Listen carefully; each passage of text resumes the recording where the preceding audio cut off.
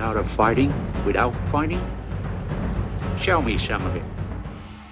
Especially with you guys, because you just learn these new techniques, you have this initial kind of when you first start learning martial arts, you get really overwhelmed with the amount of information there is, right? And one of the best bits of advice anyone gave me, they actually gave to me when I was about 15 years old, when I worked at McAllister's Deli. So it was my first job, working at McAllister's Deli. And we were in a rush, and I was trying to get drinks for everybody. And I kept getting the wrong drink, not putting enough ice, spilling things, breaking glasses, as I tried to go faster and faster and faster to service all of these customers. And then the assistant manager pulls me aside after the rush, and he says, "Hey, let me give you some advice." He said, "Go slower to go faster." And at first I didn't immediately understand what he meant, because I was 15 and slowing down wasn't in my vocabulary. But as I've learned, there's a lot of wisdom in that. So what he meant was that if I took my time with people's drinks and I went at a slow, steady pace, I wouldn't make mistakes, and so therefore I wouldn't have to correct mistakes. That makes sense? And so I was actually, even though I was trying to go quickly, my mistakes were making me take longer than if I just kept a steady pace. So if I worked at the same pace when we were slow as I did when we were fast, I would have a consistent, predictable pace, and then ultimately I would actually be faster than me trying to speed up. The same thing goes for studying self-defense. So when we are learning these complex series of techniques, the temptation is always to just go really quick, because it looks cool, feels cool, and there's a part of you that thinks it's more realistic to train that way. But when you first learn to drive, I doubt that you were put on the highway. You probably started in a parking lot or a back street going slow. And when you first learned to get on the highway, you probably didn't go on the highway on the peak hours. You probably went during a little bit of a slower time. And then you've merged 10,000 times slowly since then. And what most people in this room have probably done is avoided a car accident, right? So someone comes, they almost hit you, and you swerve suddenly and you avoid the car accident. What's fascinating is that exact maneuver, up until the moment you swerved, you had never done at full speed, not once. So how are you able to, at full speed, suddenly avoid that car accident? Because you've practiced that maneuver 10,000 times slowly.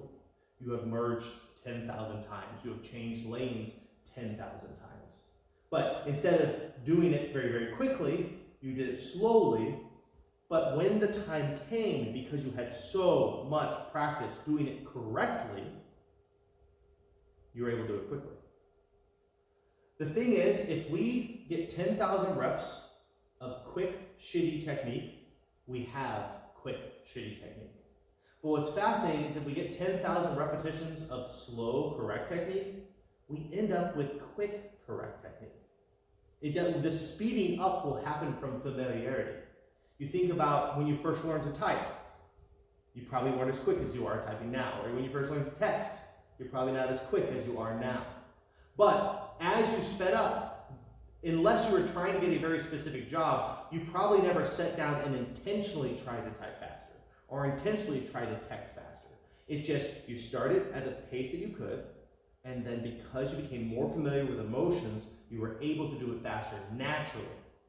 So when you see, like a Kempo practitioner, and we are running through these techniques at breakneck speed, we aren't doing it quickly because we're trying to. It's because we're so familiar with the movement, we can't do it slowly. So give yourself the space to practice your Kempo techniques so slow that it's boring. So you guys, for example, the two of you learned Chinese sword today. It's very tempting to do it quickly. But when you go home, please practice it like this. Step back, parry, fencer forward, eye jab, grab, crush the butt, elbow. Because if you practice it that slow, you will do it correctly, and then you'll be getting 10,000 good reps. Because here's the trick. You keep hearing me say 10,000 reps, 10,000 reps, 10,000 reps, but here's the thing that we learn in sports science. It takes 10,000 repetitions of the movement to build it into muscle memory, but it doesn't take 10,000 quick explosive reps.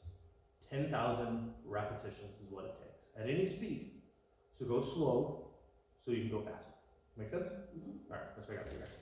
Hey there everybody, Michael Valenti here with the School of Self-Defense, and I couldn't be more excited to announce the completion of a project that we have been working on for a very long time, and that's this right here. It's my new book, Kempo 360, The Beginner's Guide to Self-Defense.